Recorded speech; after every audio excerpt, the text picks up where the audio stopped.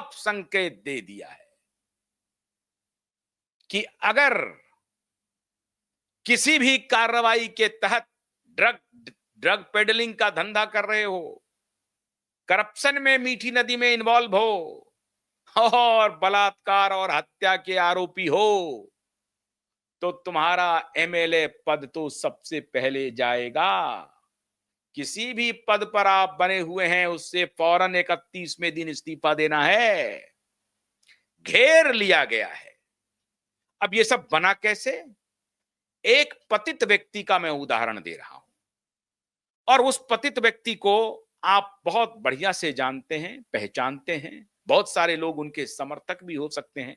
आज के दिन में तो कोई समर्थन नहीं कर रहा है उसका, लेकिन उस पतित व्यक्ति का नाम मैं आपके सामने में ले रहा हूं। वो पतित व्यक्ति है अरविंद केजरीवाल। भारतीय राजनीति के इतिहास में अब तक इससे बड़ा बेशर्म कोई नहीं हुआ। अभी तक एक बेशर्मी थी जो खुद इस्तीफा दिया तो अपनी पत्नी को भेज दिया, बना दिया, पद पे बना दिया, और वो थे माननीय लालू यादव जी। तो बड़ी आलोचना हुई लालू यादव की कि जब खुद जेल गए तो अपनी पत्नी को मुख्यमंत्री बना दिया। होनी ही चाहिए आलोचना, वो भी बेशर्मी की पराकाष्ठा थी। सब कुछ अपने पॉकेट में लेकर के वो व्यक्ति चला। जब तक वो पावर में रहा, हनक के साथ गुंडागर्दी ही करता रहा। ये गुंडागर्दी नहीं है तो और क्या है, आप बताइए? कि अपनी पूरी पार्टी में उसे एक व्यक्ति नहीं मिला कि जब वो जेल जा रहा है तो वो अपने किसी ऐसे नेता को कमान राज्य की दे जो राज्य चलाए। अपनी पत्नी को दिया। तो इसके पहले तक पत्नी कभी राजनीतिक रूप से वो एक्टिव भी नहीं थी, कोई दिलचस्पी नहीं थी, कोई जानकारी नहीं। एक हाउसवाइफ को मुख्यमंत्री का कार्यभार दे दिया उस शख्स ने। खैर, कम से कम उसने इतना तो किया उन्होंने कि भाई हम जेल जा रहे हैं, हमने इस्तीफा दे दिया है। इतनी तो शर्म थी उनमें। अरविंद केजरीवाल ने सारी मर्यादा पार कर दी। अरविंद केजरीवाल ने कहा कि नहीं, मैं नहीं छोड़ूंगा कुर्सी। इसके पीछे साजिश है कि जेल भेजो और उसको इस्तीफा दिलवाओ।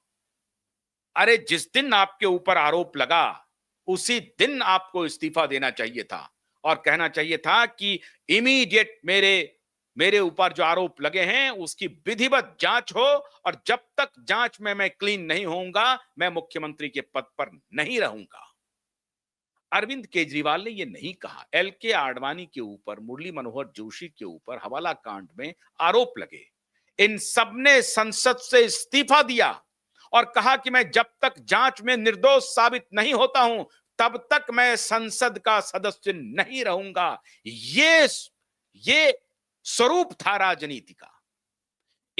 और मैं खुले आम बोल रहा हूं, ये चोर, ये भ्रष्टाचारी, ये बेईमान जिन्होंने भारत की राजनीतिक मर्यादा को तार तार किया, इन्हीं जैसे शख्सियतों की वजह से भारतीय राजनीति गटर की राजनीति बनती जा रही है। ऐसे लोगों की वजह से आदित्य ठाकरे पनप रहा है। बलात्कारी, हत्यारा, बलात्कार के आरोप, हत्या के आरोप, और उसके बाद भी आदित्य ठाकरे ठसक के साथ पूरे देश, प्रदेश, दुनिया हर जगह घूम रहा है, अय्यासी कर रहा है। ऐसे ही नेताओं की वजह से कर रहा है। ऐसे अरविंद केजरीवाल जैसे नेताओं की वजह से कर रहा है। अभी तेजस्वी यादव पर चार्ज है और वो भ्रष्टाचारी घूम घूम करके चारों तरफ प्रचार कर रहे हैं। बहुत अच्छी बात है, करिए आप प्रचार भ्रष्टाचार के ऊपर, लेकिन भ्रष्टाचार को लेकर के बहुत संगीन आरोप आपके ऊपर लगे। आप क्या करिएगा, नहीं करिएगा, मुझे नहीं मालूम है, लेकिन मैं तेजस्वी यादव को उस घेरे में नहीं रखना चाहता हूं। उस घेरे में नहीं रखना चाहता हूं। तेजस्वी यादव अलग काम कर रहे हैं, जो उनका चल रहा है। मेरी शुभकामना है कि वो अच्छा काम करें, और अगर उनके ऊपर कोई चार्जेज हैं तो उसको गलत साबित करें। खैर, लेकिन अभी जो ये विधेयक पार्लियामेंट में पेश हुआ है, अभी पार्लियामेंट्री कमेटी के पास गई है, इसका सीधा असर आदित्य ठाकरे जैसे भ्रष्टाचारी, अत्याचारी, कुकृत्य करने वाले नेताओं पर पड़ने वाला है। आप कल्पना नहीं कर सकते हैं कि आज तक कांग्रेस सरकार ने यह हिम्मत नहीं की ये हिम्मत कांग्रेस सरकार ने। लेकिन माननीय गृह मंत्री अमित शाह ने और प्रधानमंत्री मोदी ने वो करके दिखा दिया मित्रों, जो आज तक देश में किसी ने नहीं किया।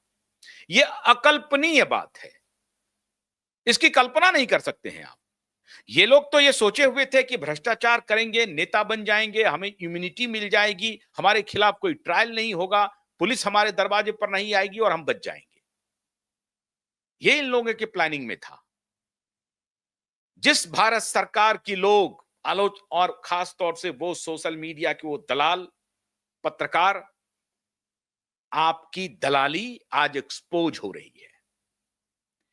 गृह मंत्री को तड़ीपार कहा गया। तड़ीपार यह शब्द गृह मंत्री के लिए प्रयोग किया गया। झूठे मुकदमे में फंसाने की हर कोशिश की गई, हर कोशिश की गई। सुप्रीम कोर्ट से बरी हुए मोदी, सुप्रीम कोर्ट से बरी हुए। 8-8, 9-9 घंटे तक एक मुख्यमंत्री को बिठा करके सीबीआई ने, इंटेलिजेंस एजेंसी ने पूछताछ की एक मुख्यमंत्री के रूप में। कोई खबर नहीं बनी, कोई खबर नहीं बनी। लगातार दुष्प्रचार चलता रहा। आज 22 वर्ष से, 22-23 वर्ष से लगातार दुष्प्रचार चल रहा है नरेंद्र मोदी के खिलाफ। सुप्रीम कोर्ट से क्लीन चिट मिलने के बाद भी, हाई कोर्ट ने क्लीन चिट दिया, सुप्रीम कोर्ट ने क्लीन चिट दिया, उसके बाद भी दुष्प्रचार चल रहा है।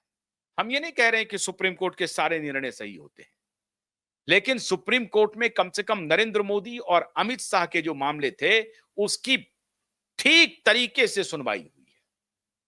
ठीक तरीके से सुनवाई हुई। लोगों ने क्या क्या दुष्प्रचार नहीं किया। जस्टिस लोया तक को बीच में घसीटा गया, उनके मृत्यु को भी जोड़ा गया। और अभी एक और दुष्प्रचार एक्सपोज हुआ। ये चोरी पकड़ी गई माननीय राहुल गांधी की। सीएसडीएस ने कल डिसोन कर दिया। सीएसडीएस ने कहा कि ये जो वोट चोरी का नाटक चल रहा है, जिसमें 2 विधानसभा का जिक्र किया गया है, वो गलत किया गया है।